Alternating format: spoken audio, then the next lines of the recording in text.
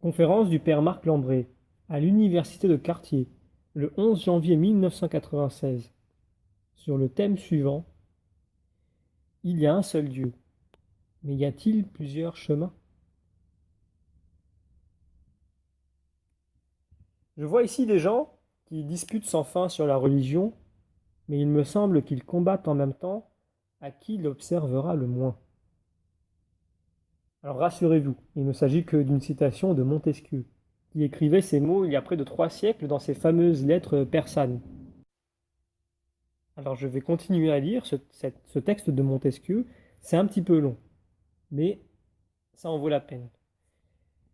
Donc il écrit: Non seulement ils ne sont pas meilleurs chrétiens, mais même meilleurs citoyens. Et ce qui me touche, car dans quelque religion qu'on vive, l'observation des lois, l'amour pour les hommes, la piété envers les parents sont toujours les premiers actes de religion. En effet, le premier objet d'un homme religieux ne doit-il pas être de plaire à la divinité qui a établi la religion qu'il professe? Mais le moyen le plus sûr pour y parvenir est sans doute d'observer les règles de la société et les devoirs de l'humanité.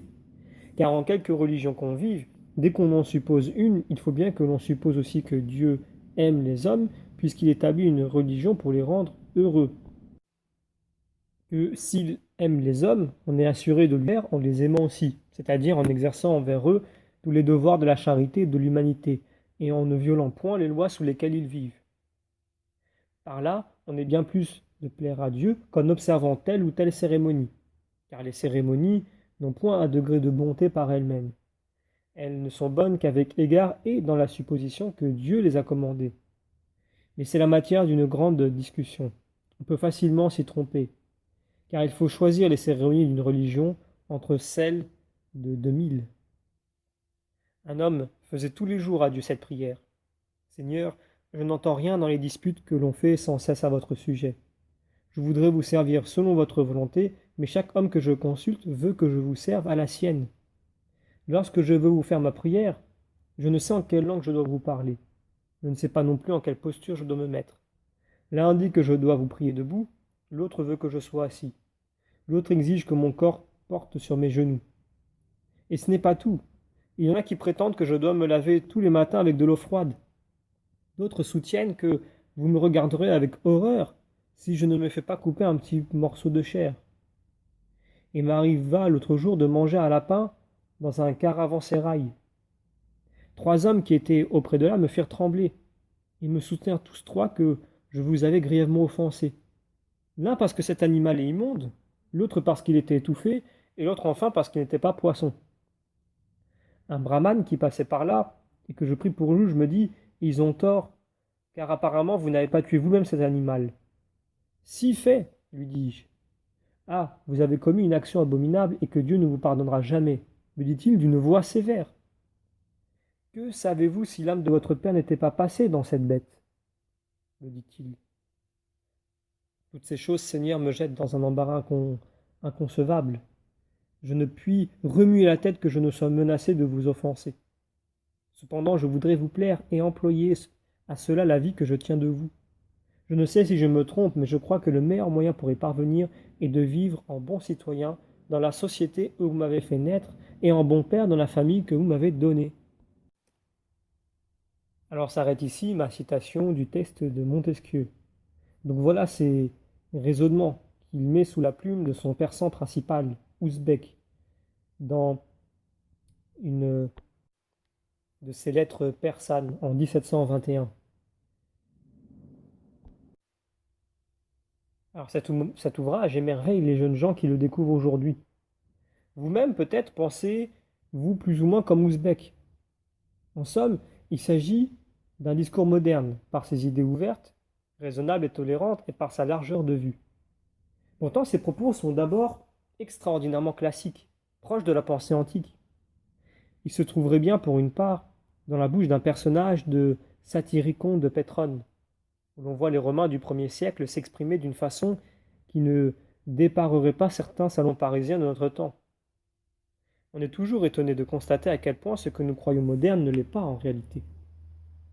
Ainsi, par exemple, dans l'Italie grecque du 5e siècle avant Jésus-Christ, donc cette colonie qui fut à la Grèce ce qu'est l'Amérique à la vieille Europe, une terre de grands espaces neufs où pouvaient se déployer largement les ambitions cultivées dans l'ancien jardin de la civilisation, eh bien en Grande Grèce, donc Philolaos plutôt, et d'autres astronomes avaient établi que la Terre est sphérique et qu'elle tourne autour du Soleil. Plus tard, ces gens très cultivés, qui appréciaient le sport, eurent aussi leurs hooligans, capables de débordements qui n'avaient rien à envier aux nôtres, au point que le stade de Pompéi dut être fermé par Néron pour 10 ans. On pourrait citer maintes autres détails comme les espaces piétonniers dans les villes, mais je me contenterai de renvoyer à l'archéologie des villes du Vésuve. Donc le discours de Montesquieu est d'abord celui d'un païen éclairé, d'un homme cultivé d'une grande civilisation antique. Les gens de cette espèce avaient en général une attitude sceptique. Les actes du culte, à leurs yeux, étaient surtout bons pour le peuple. Quant à eux, ils se contentaient de nourrir une certaine considération à l'égard du Dieu, lointain mais probable, auteur de toutes choses, qui jette un regard de bienveillance sur les hommes vertueux. Les élites étaient ainsi prises entre deux versants d'une attitude religieuse distanciée.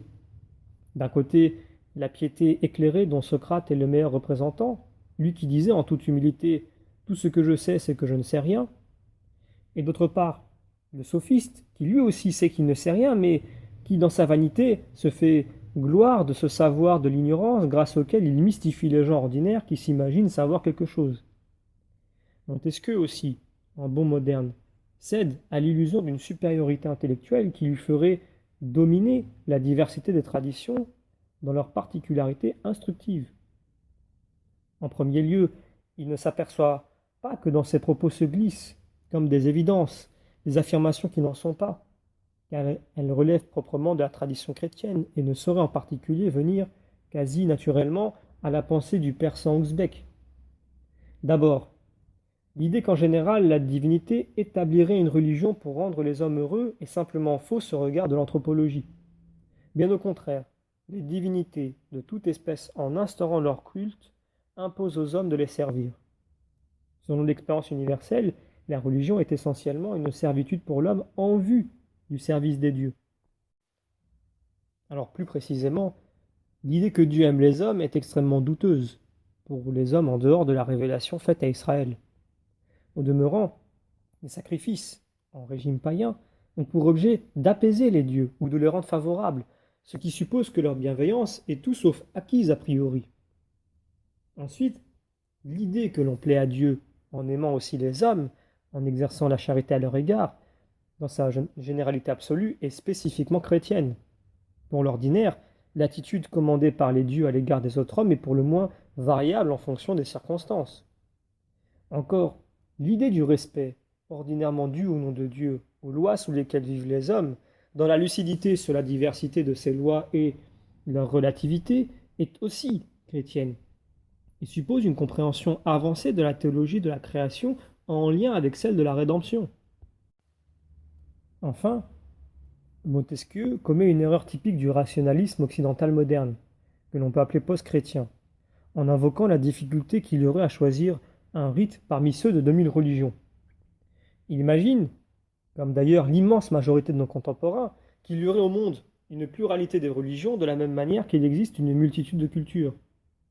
Cette erreur, lourde de conséquences fâcheuses sur l'intelligence de la chose religieuse, parmi lesquelles il faut relever surtout la confusion de la question du rite et de la question de la vérité, nous allons maintenant nous employer à la dissiper, en brossant un tableau historique élémentaire d'histoire religieuse universelle.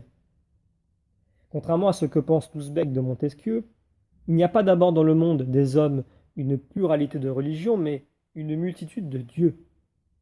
En effet, si nous laissons de côté pour l'instant chrétiens, juifs et musulmans, soit un tiers seulement de l'humanité, il reste aujourd'hui des hommes qui ressemblent aux hommes de toujours et de partout, pour lesquels le monde est peuplé d'êtres plus ou moins divins. La situation religieuse universelle est profondément tolérante.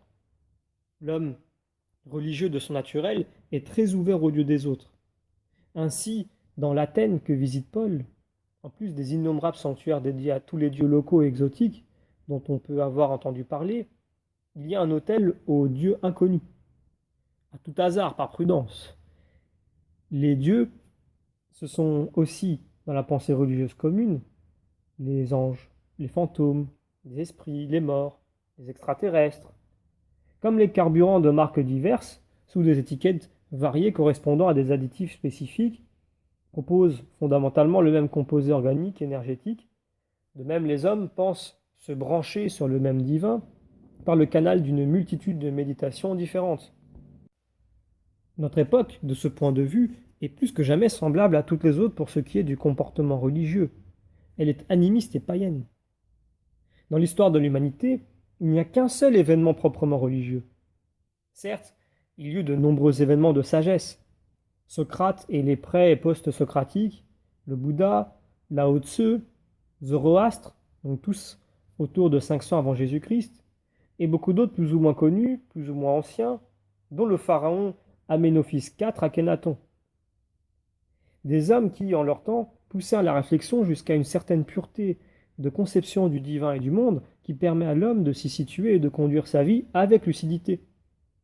Mais un seul événement fut proprement religieux. C'est la révélation faite à nos pères qui changea la face du monde.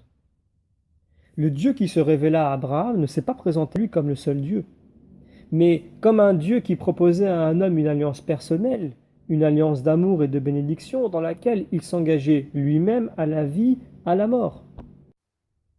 J'emploie cette expression très forte en référence à l'épisode dans lequel, sous le signe du feu, Dieu passe entre les animaux coupés en deux par Abraham pour lui signifier l'indéfectibilité de son engagement envers lui.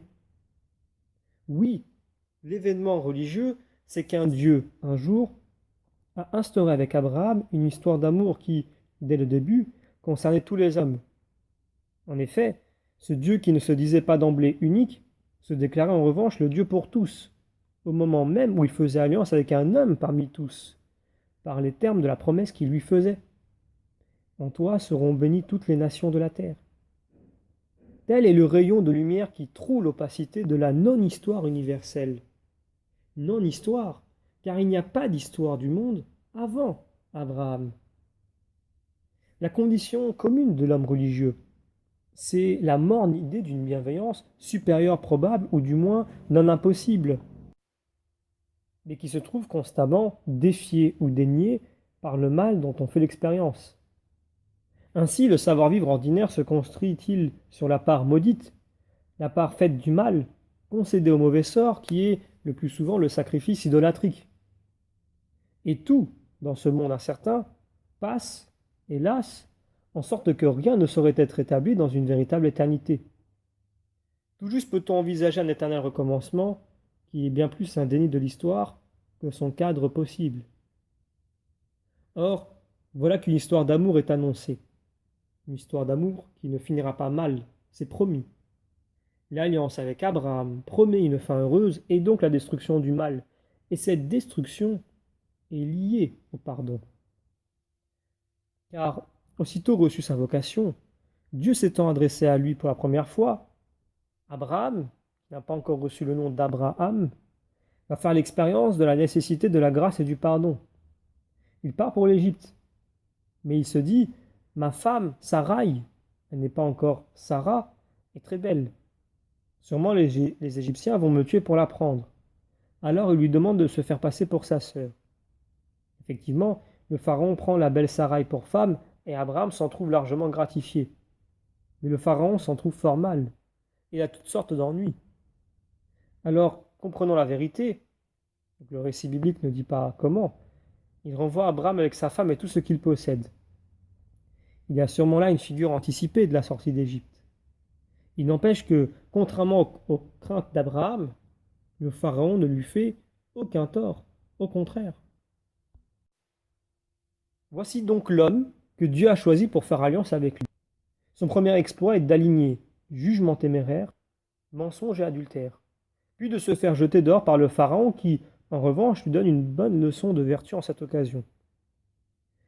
Quoique le récit biblique reste fort laconique, ne peut-on penser qu'Abraham fait là l'expérience fondamentale du pardon de Dieu, se montrant en cela père de David, de Simon-Pierre et de tout croyant qui doit se comprendre comme un renégat gracié? L'expérience qui scelle l'intelligence de Dieu est l'entrée dans l'alliance. Celui qui me fait découvrir que je vis par grâce. Ayant ainsi vécu comme une Pâque, Abraham pourra magnifiquement, un jour, intercéder lui-même pour Sodome. En effet, celui que Dieu élève en son alliance, il le prend avec lui. Il en fait son compagnon et même son lieutenant, au sens littéral, où le fidèle tient lieu de Dieu. Malgré son indignité radicale et en vertu du pardon miséricordieux de celui qui est saint, il devient acteur avec Dieu de la réalisation de son dessein d'amour envers tous les hommes, de l'histoire de foi et de pardon qui seul donne contenu, réalité et sérieux à l'amour. Cet événement, cette histoire d'amour avec Abraham, trouve son accomplissement en Jésus-Christ, qui est le fin mot de toute la Bible. Mais d'autres que les chrétiens se réclament d'Abraham et de l'histoire biblique. Il faut savoir que les Juifs d'aujourd'hui relèvent d'une fondation, d'une refondation, postérieure à la résurrection du Christ, à la prédication apostolique et à la destruction du Temple, en l'an 70. Leur régime religieux a été fondé du côté de Jamnia, vers l'an 80, en pays philistin, donc l'actuelle bande de Gaza, par les rabbins qui s'y étaient réfugiés après la prise de Jérusalem et la répression romaine en Judée. Autrement dit, il y a des chrétiens avant qu'il y ait des juifs de notre ère. Quant à l'islam, son fondateur Mohammed vécut au tournant du 7e siècle de notre ère. Donc né en 571, mort en 632, sa fuite, l'hégire de la Mecque en 622 constitue l'origine de l'ère musulmane. Donc comme les juifs et les chrétiens, les musulmans se réclament de la révélation faite au Père. Chacune de ces trois familles religieuses se considère donc comme celle des véritables héritiers des patriarches, en particulier Abraham. Or, comme chacune donne une interprétation de la révélation qui exclut celle des deux autres, il est impossible qu'elles aient raison toutes trois, ou que leur diversité soit réduite dans une composition des trois.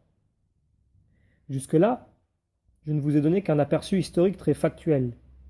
Essayons maintenant d'interpréter les phénomènes religieux à la lumière de la révélation biblique. Tous, tant que nous sommes, nous avons le même Père. Qui? Adam? Certes, mais on peut préciser encore, nous sommes tous fils de Noé. Or, Dieu a établi une alliance avec Noé, c'est-à-dire avec tous les hommes de la terre, puisqu'en Noé fut comme refondée l'espèce humaine. Dieu renouvelle sa bénédiction qui s'exprime dans l'exhortation à la fécondité et à la prolificité, pour l'homme et au-delà de lui, pour tout ce qui vit et grouille dans le ciel et sur la terre.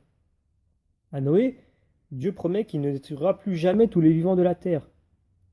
L'alliance noachique est une mesure conservatoire. L'alliance noachique comporte aussi ses interdits qui, dans le texte biblique, se focalisent tous sur le sang, signe de la vie. Genèse chapitre 9 notamment. En somme, l'alliance noachique interdit le mépris de la vie et vise à sa protection. Ainsi, cette alliance de Dieu avec tous les hommes peut se comprendre comme l'exhortation à aimer la vie, à la servir et à la respecter.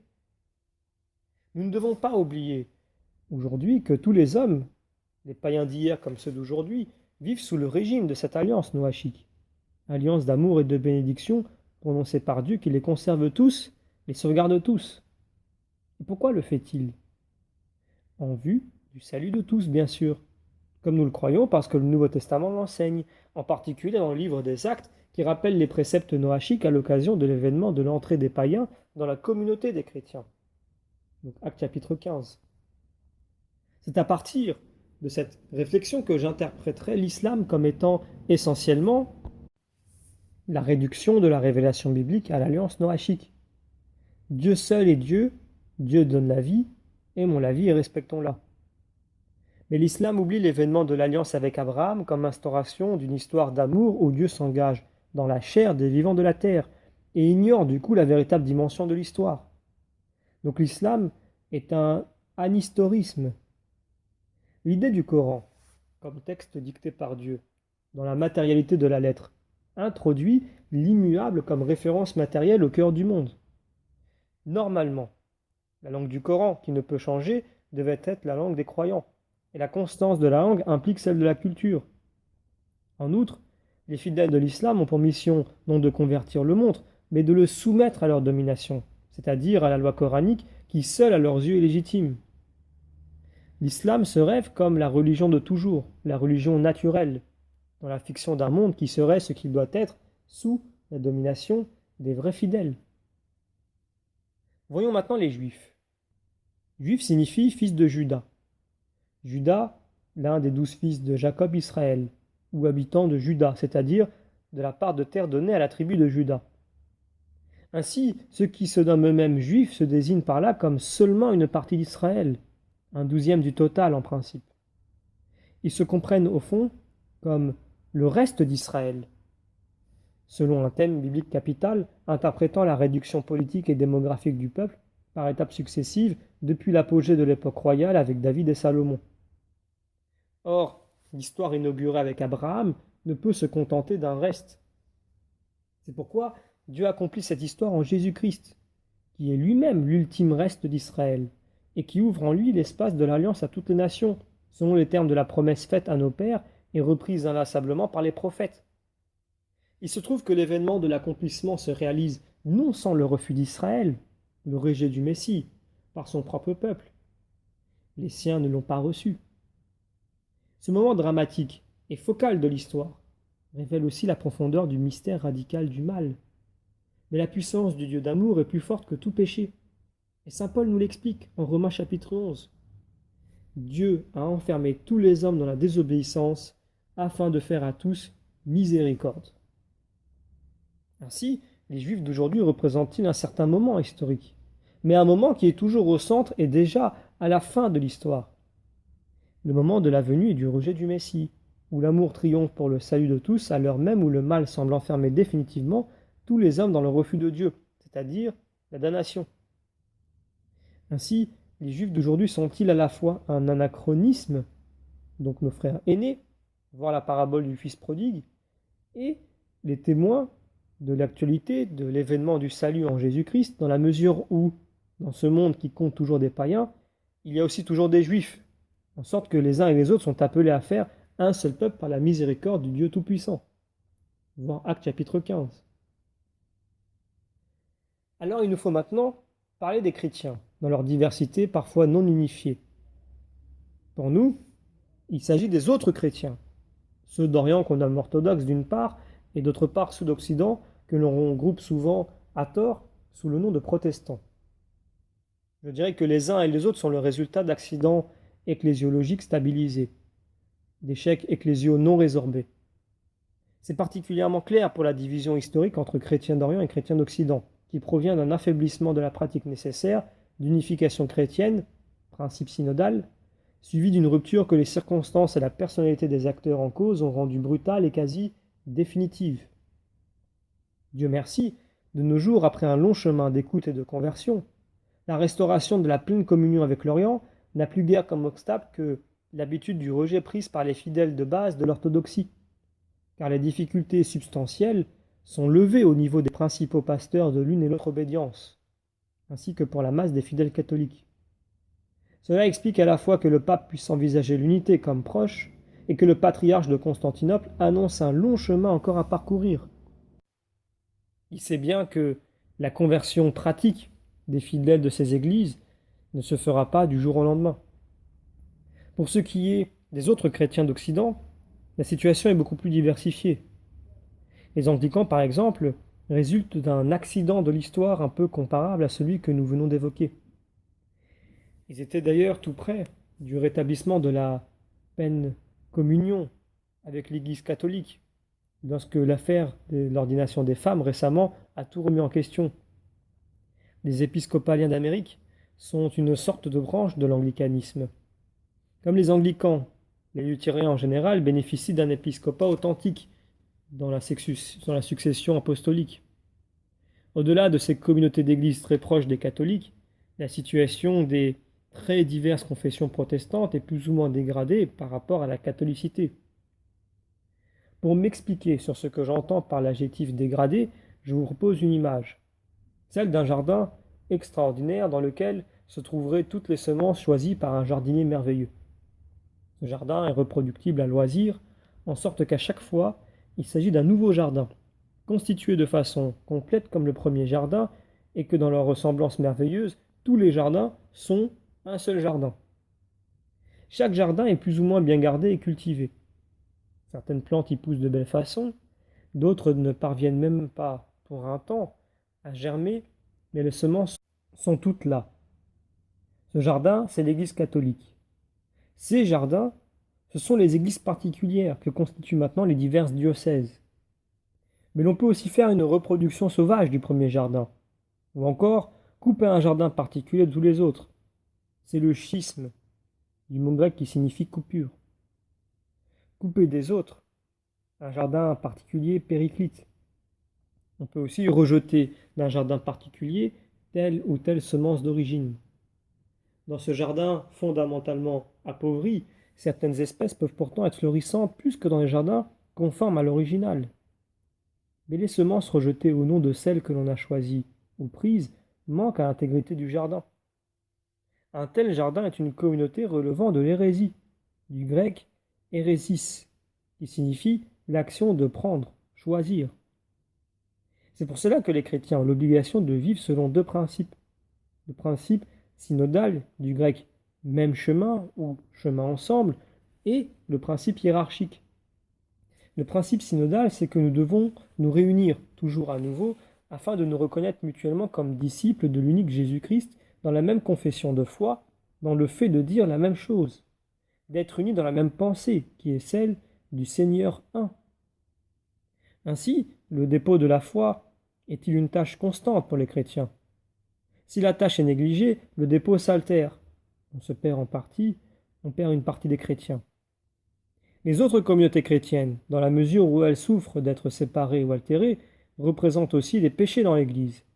Des péchés dont nous portons la responsabilité, que nous devons confesser et dont nous devons nous laisser pardonner afin de nous en convertir. Il nous reste à considérer ce que j'appelle maintenant les post-chrétiens. Dans cette catégorie relèvent d'abord les mouvements qui, dans leur diversité, peuvent se ramener plus ou moins à deux cas typiques. Le communisme marxiste international et le national-socialisme. Ils ont en commun de ne retenir de la révélation que l'idée de l'histoire, comme histoire des hommes réalisant un processus censé et orienté vers une fin qui soit un accomplissement dans la gloire et la perfection, et l'idée connexe de l'élévation de l'homme à la face de Dieu, qu'ils comprennent comme un enhardissement dont ils conduisent la logique jusqu'au renversement de Dieu. Et en effet, c'est bien la révélation qui a introduit véritablement l'idée d'histoire dans les consciences des hommes. Et c'est bien Jacob, le troisième patriarche, qui a reçu le nom d'Israël pour avoir lutté avec Dieu, tandis qu'Abraham, son grand-père, avait déjà osé, comme se dresser face à Dieu pour arrêter son bras qui menaçait de s'abattre sur Sodome. Mais ces idées chrétiennes, dont ils se sont emparés violemment, ont donné, par leur force propre, à la vieille hubris grecque, l'égarement de l'homme qui se prend à l'illusion de sa propre puissance, donc une dimension inouïe. Et le passage par le christianisme de masse a permis que ce qui n'était qu'un délire d'élite devienne la folie collective de peuples entiers. Au-delà de ces catastrophes humaines ultimes, où s'accomplit la négation de Dieu et donc nécessairement la destruction de l'homme, beaucoup de mouvements modernes représentent la même attitude fondamentale sous des formes plus ou moins atténuées par des résistances vertueuses à leur propre logique fatale. Des mouvements que l'on peut connoter des termes de rationalisme, de positivisme, d'existentialisme et de nihilisme philosophique. Enfin, une sorte de succédanée de religion chrétienne que j'appellerais la religion moderniste, voudrait conserver l'idée d'amour universel en occultant la nécessaire lutte spirituelle contre le mal.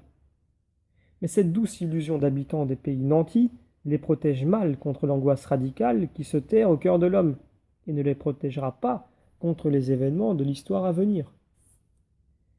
Qui plus est, pour reprendre le cas des deux phénomènes totalitaires du XXe siècle, ces mouvements qui prétendent accomplir l'histoire n'en sécrètent qu'une caricature. Reich tout-puissant, ou lendemain qui chante. Rien de ce qu'il espère ne saurait rendre justice aux sacrifiés de l'histoire. Or, il n'est d'histoire qui vaille qu'une histoire de salut, s'accomplissant par le rétablissement final des vaincus, des oubliés, des méprisés, des offensés, des écrasés de nos histoires trop humaines, de bruit et de fureur, dans la réalisation parfaite de toute justice au monde. Il n'est pas d'histoire ni de grandeur ultime de l'homme sans sens et salut universel, donc pas sans Dieu, le Dieu qui est amour. Dieu ne peut être qu'un. Dieu ne peut être que l'origine et la fin de tout. Dieu qui est un ne peut que vouloir unifier ce monde où l'homme fait l'expérience d'une division, interne aussi bien qu'externe, qui défie tout sens possible de l'être. Héraclite disait « Pantaré », tout coule. Cela est un sophisme, car il n'est pas de courant s'il n'est un lit pour qu'il s'y coule. Si tout coule, comment le saurait-on? Il faut bien que quelque chose ne coule pas pour que ce qui coule, coule. Il n'est pas de mouvement sans repère stable. On ne peut rien dire de nulle part. Toute parole suppose une stabilité. On ne peut pas parler sans référence à quelque chose qui demeure, sans quoi toute parole est vaine. Il y a certes un problème commun. Le problème commun, c'est que le monde, selon les observations communes, est incertain et contradictoire. Alors la question se pose à tous ceux qui ne l'éludent pas. Qu'est-ce qui peut sauver ce monde? Le sortir de l'obscurité et de la confusion? S'il est un problème commun, les hommes devraient examiner soigneusement les diverses solutions que proposent les uns et les autres, de manière à sélectionner celles qui sont cohérentes et à vérifier lesquelles éclairent le monde et la vie des hommes. Pour ce qui concerne la connaissance scientifique, nos sociétés savent fort bien organiser et promouvoir une recherche exigeante, placée sous le signe de la question de la vérité. Or, en revanche, au niveau des interrogations fondamentales, l'attitude moderne est résolument païenne. Laissez-nous tranquilles, chaque chemin vaut autant qu'aucun autre, et surtout que la vôtre. En science, en politique, en affaires, on sait examiner les faits et les dire soigneusement pour trier le vrai et le faux, le solide et l'illusoire. Alors, pourquoi peut-on faire et dire ce qu'on veut en matière de religion, là où sont en jeu les réalités les plus essentielles à l'homme? Le mot d'ordre serait-il « Chacun fait ce qu'il veut avec son âme » ? La question de la vérité n'est-elle pas prioritaire, surtout lorsqu'il s'agit du sens et de la vie de l'être? Quant à nous, ne désertons pas le combat de la vérité. On nous objectera deux choses. Par exemple, les chrétiens, les juifs, les musulmans pensent avoir raison et leurs désaccords les disqualifient tous. Ensuite, une même tradition peut avoir des aspects divers qui manifestent entre eux une incompatibilité non résolue. Par exemple, que Dieu soit bon, tout-puissant et créateur de toutes choses, et qu'il y ait du mal persistant dans le monde. Mais ces objections pourraient aussi bien disqualifier la recherche scientifique. D'abord, certes, ceux qui proposent des théories les pensent exactes. Sinon, à l'exception des farfelus, des escrocs et des fous, ils ne proposeraient pas ces dites théories. Mais l'activité scientifique consiste aussi à examiner chaque théorie afin de la réfuter totalement ou partiellement, s'il y a lieu. Ensuite, des théories qui ont passé brillamment l'épreuve de la vérification de leur cohérence et de leur fécondité peuvent se révéler incompatibles entre elles, dans une certaine mesure, comme par exemple la théorie de la relativité d'Einstein et la théorie quantique. Cela n'empêche pas la communauté scientifique de les retenir toutes, en voyant dans leur incompatibilité apparente le signe de la nécessité de poursuivre la recherche dans l'espoir de parvenir au niveau de compréhension où l'une et l'autre seront reçues dans une forme supérieure qui manifestera leur compatibilité profonde. C'est ainsi qu'il s'agit pour nous de soutenir en raison que l'enseignement du Christ donné par l'Église est lumière véritable sur la vie des hommes parce qu'il est l'authentique parole du Dieu Tout-Puissant qui s'est révélé à nos pères. Même si, dans la condition actuelle de notre intelligence, nous ne pouvons lever toutes les contradictions que notre esprit perçoit à l'intérieur de la formulation doctrinale de cet enseignement, contradictions qui sont au demeurant en correspondance avec celles qui persistent au regard de tout homme qui contemple et vit le monde dans l'espérance qu'il est un sens ultime. Car nous ne serons établis dans la pleine clarté du mystère qu'au jour de son accomplissement définitif. La révélation faite à nos pères introduits dans le monde, l'idée magnifique que nous pouvons connaître vraiment la vérité sur Dieu, sur nous-mêmes et sur le monde, que nous pouvons être élevés à l'intelligence de Dieu. Tout cela par pure grâce du Très-Haut qui, loin d'être jaloux de sa gloire, nous a créés pour nous la faire partager.